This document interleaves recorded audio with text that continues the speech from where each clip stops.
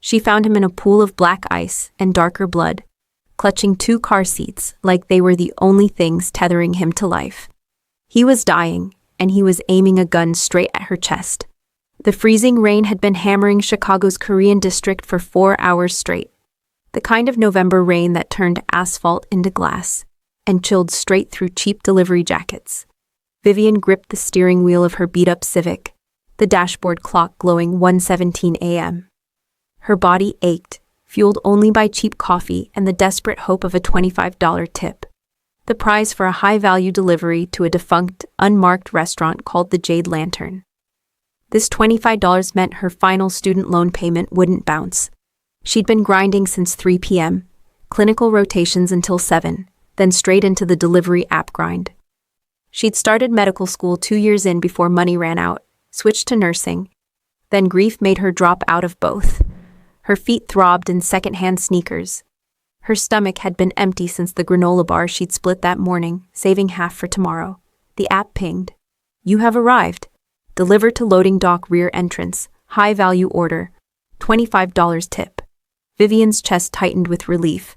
That tip meant instant ramen with an egg, not just the plain kind. It meant her account wouldn't bounce on Friday. She grabbed the thermal bag, expensive Korean BBQ and sushi. The receipt showed $200, the kind of midnight craving only someone with money to burn would order.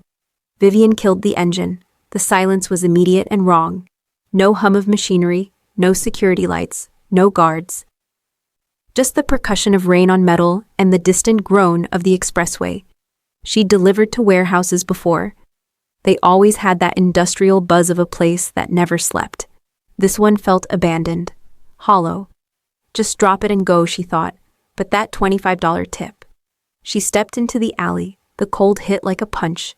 The air was thick with wet concrete and something metallic, something she knew from her brief, brutal stint as an EMT trainee. Blood. The crying was faint at first, muffled, but it drew her to a dark alcove like a siren call. There, slumped over 2 expensive, pristine baby carriers, was a man. He wore an Armani suit shredded and soaked, not just with rain, but with a horrifying amount of crimson. His heavy, unconscious weight was entirely dedicated to shielding the infants. Vivian dropped the hot bag. Korean BBQ spilled across the wet pavement. The sheer paternal ferocity of the pose, a man willing to die to protect his children, shattered her fatigue. She rushed forward. A low, guttural sound escaped him. The man, Lee, stirred. His muscles seized. He pushed himself up just enough for Vivian to see the wound. A deep, ragged tear high on his shoulder, arterial blood pulsing darkly. His eyes, though clouded with pain, were razor-sharp, focusing on her with primal suspicion. Then she saw it, an elaborate coiling dragon tattoo, all black ink and menacing scales, wrapping around his neck and disappearing under his ruined collar. The gun came up. Not pointed, but ready. With a hoarse, ragged voice that cracked with effort, Lee spoke in broken English. "Run, now, before they return. Do not look." He wasn't pointing the gun at her. He was pushing the twins' carriers further away from her with his free hand. His fear wasn't for himself. It was for them. Who was this man bleeding out in Chicago's Korean district at 1 a.m.? Why were there 2 babies in designer car seats next to a dying man covered in blood? What kind of people was he running from that he'd rather die than let them find these children? And why did his tattoo look less like art and more like a coded map? Vivian, who had watched her own father die alone in a hospital waiting room, couldn't run. That deep, ingrained, guilt-ridden instinct kicked in hard. She threw her coat over his wound, pressing down. "I'm an EMT trainee, former. I can help. Tell me where we're going." Lee studied her through narrowing eyes, seeing not a threat, but a flicker of genuine desperation. The sound of distant sirens approached, not police, but the specialized silenced vehicles of his own hunters. Lee gave a single curt nod. With a grunt of pain, he pushed the heavy car seats toward her. The decision was made. Vivian grabbed the carriers. The babies inside, Hannah and June, stared up at her with wide, confused eyes. "Your car," Lee rasped, blood at the corner of his mouth. "Drive, now." Before I continue, I need to ask you something. My husband told me I'd never reach 1,000 subscribers. He said my stories are too intense, and nobody actually cares about this kind of content. I want to prove him wrong. If you're hooked on this story right now, please hit that subscribe button. Let's show him what real storytelling can do. Thank you so much. Now, back to Vivian and the man who just dragged her into a world she didn't know existed. People in Chicago's Korean district whispered about Lee Jong. They said he was a ghost who built empires in shadows and buried his enemies in silence. They said his father had been betrayed, murdered, and Lee had inherited not just wealth, but a war. They said his tattoos weren't just ink. They were information, coordinates, ciphers, access codes to a fortune so vast it could fund small countries. They said if you saw the dragon on his neck, you'd already been marked. But tonight, the ghost was bleeding out in Vivian Harrison's fourth-floor studio apartment. And Vivian, the girl who couldn't save her father, was about to become the only thing standing between a Korean mafia boss and his executioners. Vivian drove like a maniac, swerving through side streets. Lee was breathing shallowly in the back seat, his hand never leaving the baby carriers. Her small studio apartment, her entire world, was about to become a war zone. Once inside, the smell of blood was overwhelming. The babies cried softly, disoriented but unharmed. Vivian, operating on pure adrenaline and muscle memory, went to work. Kitchen counter, shirt off. Now, if you want to live. Lee's body, when exposed, was a masterpiece and a warning. Every muscle was carved. His skin was covered in layers of intricate tattoos that seemed to shift under the harsh fluorescent light. They were more than art. They were a blueprint. The bullet's still in there, Vivian murmured, tracing the entry wound with a gloved finger, dangerously close to the clavicle. I can retrieve it. Do you have anesthetic? Lee, pale and sweating, shook his head. No, just keep me quiet. It was primitive, brutal. Using old sterilized forceps, a suture kit, and cheap vodka as antiseptic, Vivian worked on the Korean mafia boss. His fist clenched so tight his knuckles turned white. He didn't make a sound, just stared at the ceiling, jaw set in a line of terrifying control. When the 9mm slug dropped into the steel sink, the noise was deafening. Lee finally exhaled, long, shuddering. His eyes met Vivian's. In that moment of shared, visceral trauma, a fragile, dangerous form of trust was born. But Vivian's hands were shaking, not from the surgery, from the realization that she'd just saved a man who kills for a living. And she was now trapped. Vivian spent the next hour caring for the twins. Lee had stocked them with military-grade supplies, formula, diapers, everything meticulously organized. The sheer wealth and planning disturbed her. She used the time to interrogate him, exhaustion boiling into anger. The sushi order, she finally demanded. The jade lantern doesn't exist. The address was fake. Why was I there? Lee was propped on her couch, breathing slower now. He looked at her with dark eyes that revealed calculated coldness. You were bait. The words hung like a death sentence. The council was monitoring my movements, Lee admitted, voice still a rasp. They knew I wouldn't leave the carriers unprotected. But I needed a distraction to clear the area, a disposable civilian target to lure them out. You were meant to unlock the dock doors, nothing more. I was supposed to be gone before you arrived. Vivian felt sick. You used me. I survived, he stated mercilessly. And you, against all logic, saved me. He paused, muscle ticking in his jaw. The 4 men who chased me, the ones who wounded me? I killed them all before you found me. You are not dealing with a misunderstanding, Vivian. You are dealing with a war. He showed her a small satchel from the baby carrier, a waterproof case containing 2 passports, high-grade encryption keys, and a thick Swiss bank ledger. She was holding assets that could fund a small country. Confirmation of his hidden status. Vivian's blood ran cold. What had she gotten herself into? Days blurred into tense, surreal existence. Vivian, forced to skip classes, nursed Lee while caring for the twins. She knew too much to leave, and Lee, despite paranoia, was realizing he could trust her competence. One afternoon, while changing the dressing on his back, Vivian gently traced the intricate markings. These are beautiful, she whispered. But they're so precise. They look like schematics. Lee didn't flinch. They are, he explained, voice low and emotionless.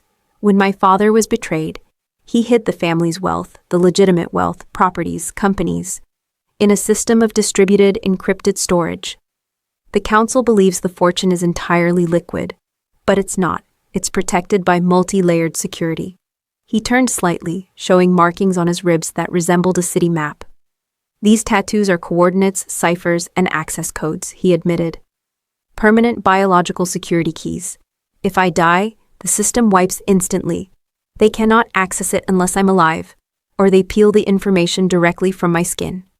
Vivian recoiled. They want to skin you? They want the power my fortune grants. My body is simply the means to that end, Lee confirmed coldly. Now you know the full price of your choice, Vivian. This is why I'm hunted.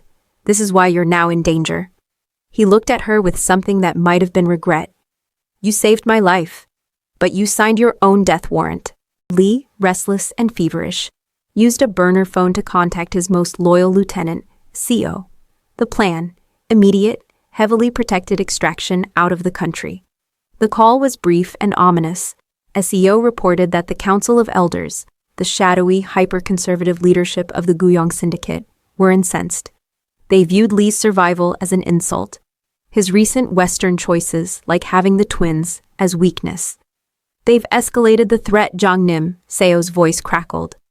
They've placed a bounty on your head, but more dangerously, they've issued a command. The heirs must be eliminated. They intend to seize the assets, appoint a new leader, and claim Hana and June died with you. The news hit Lee like a physical blow. He slammed the phone down. The risk had escalated from his life to the twins' survival. He turned to Vivian, eyes burning with fierce determination. We can't stay. We move now. You take the money. I'll make sure you can disappear. Just promise me you'll keep the children safe. Vivian stared at him, at this man who'd used her as bait, who'd dragged her into a war, who was now asking her to protect two babies she'd only known for days. She realized something terrifying. She was already in too deep to say no. CO finally secured a supposed safe house, a lavishly stocked underground bunker outside town. Lee, still recovering, insisted on driving. He trusted no one but Vivian to watch the twins. They arrived under cover of freezing fog. The bunker looked secure, reinforced steel, hidden entrance. But as Lee stepped out of the car, he hesitated. The air was too still. Vivian, wait here, he commanded, pulling a silenced handgun from his waistband. He hadn't taken 3 steps when the first gunshot echoed, not at him, but at the rear tire. It was an ambush. CO had been compromised, or was a traitor. In the chaos, Lee became a whirlwind of brutal efficiency, taking down 2 assassins instantly with precision shots. But a third was aiming for the car. For Vivian. For the babies. Get out! Go! Lee screamed. Vivian didn't panic. She slammed the car into reverse, swerving wildly, creating distraction while Lee reloaded. She grabbed Hana and June, tucking them under her arms, sprinting into dense fog, relying on her knowledge of emergency egress. She couldn't run far, but she created the chaos Lee needed to follow. They regrouped in freezing woods. Lee was bleeding again, trust in everyone shattered. Lieutenant Seo lay dead at the bunker entrance, having been used to lure Lee in. They were utterly, terrifyingly alone, and somewhere in the fog, the hunters were regrouping. They found refuge in a derelict boiler room at a construction site. Warm, grimy, secure for the moment. Lee, watching Vivian expertly soothe the shivering twins, felt his rigid control break down. He could no longer rely on syndicate power. His only trust was placed in this exhausted delivery girl. The council sees them as assets, Lee rasped, gesturing to the sleeping twins. But they're not. He swallowed hard, vulnerability shocking Vivian. Hana is mine, but June? He revealed the truth. June was the son of his best friend and second in command, a loyal lieutenant named Jay, who the council had ruthlessly executed months prior for refusing to betray Lee. Lee had sworn an oath to raise June as his own, concealing the boy's true parentage to protect him from the council, who viewed Jay's family line as expendable. I'm shielding them both, Lee whispered, voice thick with emotion. But if the council knew June was Jay's son, they'd hunt him with twice the zeal to extinguish Jay's memory. That's why I shield them with everything I have. It was a profound confession. Lee wasn't just a dangerous crime boss. He was a man driven by love, loyalty, and fierce paternal obligation that transcended blood. Vivian looked at him differently now. This wasn't about money or power. This was about family, about protecting the innocent, about keeping a promise to a dead friend. Then we protect them together, Vivian said quietly. For the first time, Lee's hardened expression cracked. Just a little. The shared darkness and desperation in the boiler room intensified their bond. Lee, once again, tried to protect Vivian by pushing her away. You have enough information now, he stated, pulling a sealed packet of diamonds from his sock. Take this, disappear, go back to school. Find a new life. I can't keep you safe. Vivian didn't take the packet. She looked at the glittering stones, then at his determined, broken face. I'm already in, Lee, she said simply. You endangered my life for a tip, but you gave me a purpose. I failed my father. I didn't save him. But I saved you, and I can save them. I'm not leaving. She moved toward him, cupping his face in her hands. She was choosing chaos, choosing war, choosing a man she barely knew but understood on a primal level. She initiated the kiss, desperate, raw, electric confirmation of their bond. Lee responded with ferocity that belied his injury, releasing all the control, paranoia, and isolation he'd carried for years. It was a kiss that sealed their alliance, turning them from temporary allies into desperate, passionate conspirators. When they pulled apart, Lee's eyes blazed. If you stay, you become mine. Under my protection, my partner, my equal. Do you understand what that means? Vivian nodded, heart pounding. It means we win, or we die together. Lee, knowing they couldn't run forever, used his last burner phone for a high-risk move. He demanded a sit-down with the council, offering to negotiate terms of his surrender in exchange for the twins' safety. It was a bluff designed to lure the council into a single location where he could strike. Just as they prepared to leave the boiler room, a soft, deliberate knock echoed from the heavy steel door. Lee froze, gun already in hand. He slowly opened the door. Standing there, impossibly poised and beautiful in an expensive silk dress, was a woman. Hello, Lee, she said, voice like silk over steel. Did you really think I was dead? It was Jisoo, Lee's ex-fiancée, the woman he believed had died in a car crash months ago, a tragedy that led him to focus entirely on the twins. She was not only alive, but she was the new leader of the council's operation, heartbroken and radicalized by his choice to prioritize children over the syndicate's future. The assets are mine, Lee, Jisoo sneered. But the children, those are leverage, especially the one who's not your blood. She stepped aside, revealing two bodyguards. Lying limp in the arms of one were Hana and June. She hadn't come for Lee, she came for the twins, knowing Lee would follow. Goodbye, Youngnim, she gloated. Bring your skin to the meeting or I'll mail you their fingers. Jisoo vanished with the babies into a waiting black SUV. Lee was paralyzed. His strategy had backfired catastrophically. Vivian grabbed his arm, voice sharp. We're getting them back, right now. Tell me the plan. Lee was ready to walk into the council meeting and surrender his life for his children. Vivian stopped him. You walking in there alone is what she wants, Vivian hissed, eyes blazing with courage. We go in together. Give me 5 minutes inside, a distraction, and I'll create the chaos we need. Lee, seeing the fire in her, agreed. He secured a route through the building's maintenance tunnels, a route only the boss would know. They infiltrated the council meeting location, a sprawling, opulent mansion on the outskirts of Chicago's Korean district. Lee, wounded and defiant, entered the mahogany room where Jisoo and 6 council elders sat. The twins were secured in a bulletproof glass chamber in the corner, visible but unreachable. I'm here, Lee announced, voice cold. Release the children, take what you want. Jisoo smiled venomously. Oh, Lee, you always were too sentimental.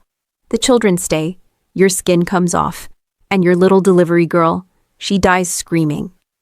As Lee began negotiating, buying time, Vivian slipped through a ventilation shaft and accessed the room's air filtration system. She deployed a highly concentrated anesthetic agent, a mixture she'd developed during EMT training, using chemicals she'd stolen from the mansion's medical supply closet. The guards nearest the children dropped first, bodies crumpling silently. Lee used the distraction. He lunged forward, firing with lethal precision. He killed the 3 key council members who'd engineered the plot, execution-style shots that left no room for survival. Jisoo, realizing she'd lost, made a desperate move for her hidden weapon. But Lee was faster. He pressed the gun to her temple, voice a low, deadly whisper. "You took everything from me once. You will never touch them again." The shot echoed through the room. Lee stood over the bodies, the room silent except for the twins wailing. He secured Hana and June in the bulletproof chamber with Seo's former second-in-command, a loyal bodyguard who'd been secretly working to expose the traitors. Lee then turned to the remaining terrified council members who'd survived. He raised his gun, voice ringing with absolute authority. "The war ends here, and this woman," he gestured to Vivian, who'd just emerged from the vent, bruised but victorious, "is under my protection. She is my consort. She is the new rule. Anyone who argues, dies."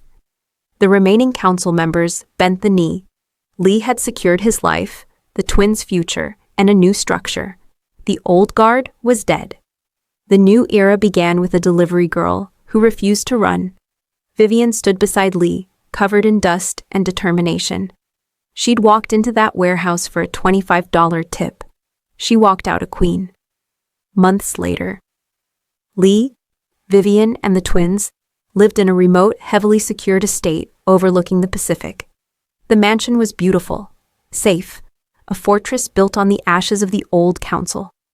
Vivian, no longer a delivery girl, had enrolled in a full-time online medical program. Her tuition is secure. Her purpose was redefined.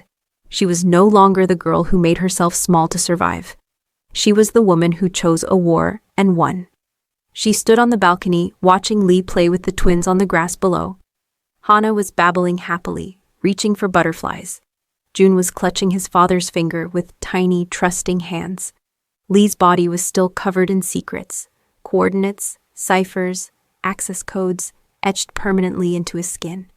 But now, Vivian was entrusted to keep those secrets. She smiled, feeling the weight of the diamond ring on her finger. The delivery was a lifetime ago.